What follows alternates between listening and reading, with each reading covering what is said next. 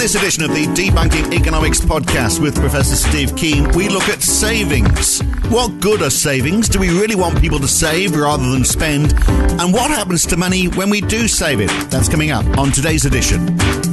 Now, in the early 80s, 10% or more of all our household resources went into savings. The rest obviously went on food, housing, holidays. Since then, we spent a lot more on housing, a much lower proportion on food and drink, even though we're fatter, but we're just spending more generally. And savings has almost completely been wiped out. And why wouldn't it? I mean, interest rates are negligible. It's not really worth saving. And a recent survey has shown that 1 in 4 adults in the UK have no savings whatsoever. So it's a mind shift, isn't it, Steve? For our nest eggs that we used to have, which we used to save up for, like our parents taught us, to now borrowing to invest or simply trying to pay off our excessive mortgages faster. And no wonder we're not saving anymore. So should we be concerned, or doesn't it really matter? Yes, we should, but for entirely opposite reasons to the usual worries, which are the ones you've just expressed. Because if you look at the whole thing comes down to what are savings.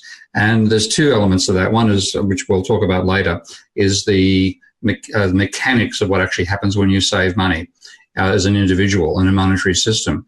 But the other is how are savings defined in the national accounts. Yeah. The way savings is defined is the gap between income and expenditure, which is fair enough. Mm-hmm. But what do they include in expenditure? They do not include paying your mortgage. Right.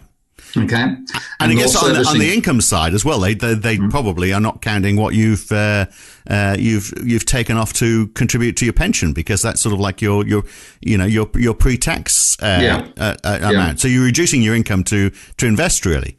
Yeah, but that's the other side of it. But what you have is money you use to service your debt, and certainly money you use to pay it down doesn't turn up in your costs. I'm not sure about the interest payments, so I'd better clarify that. I'm certain about money you use to repay the debt you've got. So if you're servicing your debt, then that is not counted in your expenditure. That's not consumption. I think also the interest payments on housing are not counted as part of consumption. So what you find is that what is defined as savings, a large part of it is actually what you do to service your financial obligations. Now, because the level of debt, say in the UK, for example, has trebled since Maggie Thatcher and was almost quadrupled at one point, then you've got higher servicing costs. Which means what appears as savings itself is being eroded. It isn't really savings. It's servicing the financial sector. So if you ask people, do you want to save money? Most people would say yes. If you want to say, do you want to service the financial sector? Most people would say no. Well, unfortunately, the term of savings includes both. Right. Then the other side of it is, as you mentioned yourself, the increasing cost of housing, but also the increasing cost of utilities. Now, that's the first one, again, is caused by the financial sector itself. The trebling and quadrupling of debt in the last 30 or 40 years has driven up the cost of housing, whether you're renting, less if you're renting than if you're owning, which of course you're owning, your costs as an owner have escalated dramatically. And the problem of utilities is a special one because, of course, what we now have, if you go back 40 years and say what we were spending on utilities as you've done, it was substantially lower spending now. What has happened across that time? We've privatised huge slabs of them. This is supposed to reduce their cost. What's happened? The cost has gone up.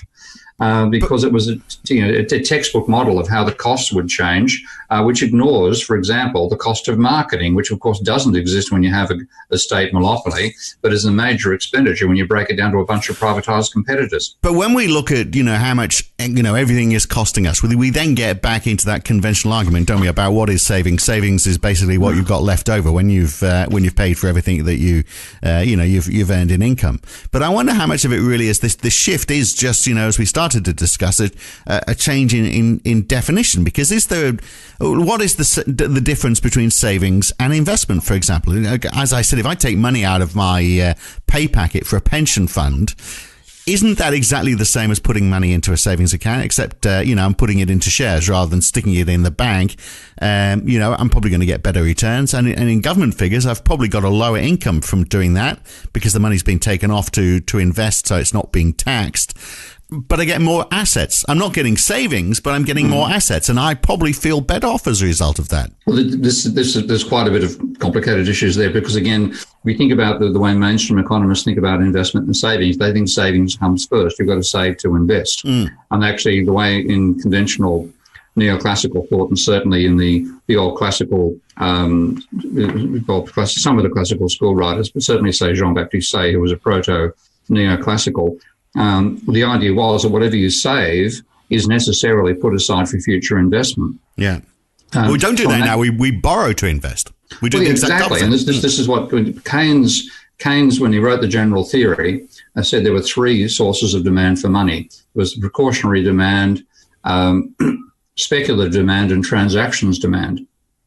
And the neoclassical model was exclusively focused upon transactions demand. It didn't look at the other two. So that was what Keynes saw as a major innovation. And he also argued that investment causes savings. So if you look at how it's defined in the national accounts, on the production side, you'll say GDP, or GDP is consumption goods produced plus investment goods produced.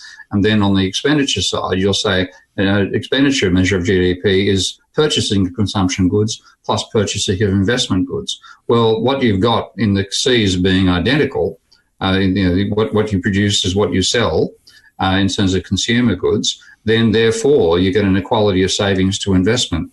And this has been a major part of macroeconomics, whether it's mainstream or non-mainstream.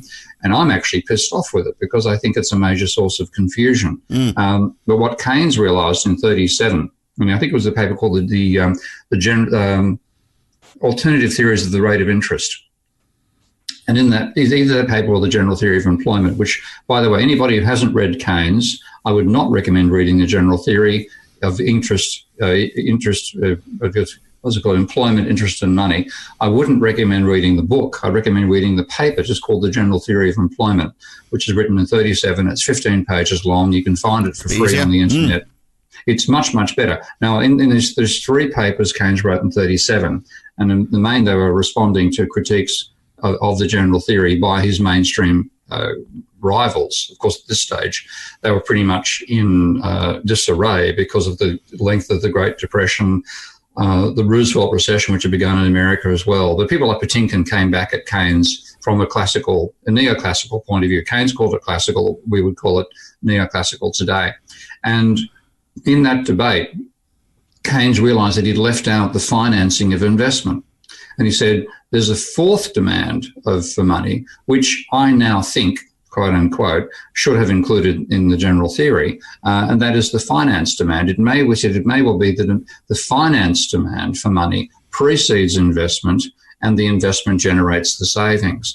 So this is the major hook that Minsky drove his theories forward on. So by leaving out the finance demand for money, you leave out what actually causes investment. Well, and isn't that clearly what is happening now? Because the incentive is there. So because if you save your money and put it in the bank and then you invest it, then when you're saving it, you're getting very low interest rates. So you've also got the question which has become more of a concern over the last 10 years, that your money is sitting in the bank. If you're borrowing and investing, then it's the bank's money which is at risk, not your money. And you probably feel a bit happier about that. Well, this is another trick, and this is another one of the areas that the accounting approach I'm now taking to the foundations of the way I think about the monetary economy is essential, and that is that when you look at the aggregate of an economy, I'm going to start with a fiction of a pure credit economy. So economy with no government money. This is the sort of what you might call the libertarian wet dream. Okay, government doesn't exist. All banks are private, and then all money is created by private banks. And that's the real libertarian wet dream, of course, is that everything in money is gold. We all go out and dig up. We go out to the Californian fields and dig up our slab of gold, or that sort of thing. So the commodity money. I'm not going to go quite that loony right, but I'll stick with the loony right that argues we should just have totally private banks and no and no government money creation. Now, if you want to follow that loony right argument, then you'll need to listen to the full version of this podcast. To do that, you can subscribe at debunkingeconomics.com, choose one of the subscription options in the right-hand column, or become a supporter of Steve Keen's work on Patreon. Go to patreon.com/Prof. Steve Keen, and if you provide $10 or more support for his work each month, then you get access to this and all the other podcasts in this series. So hopefully you'll do that. We'll see you back here. I'm Phil Dobbie. He's Steve Keen. Thanks for listening.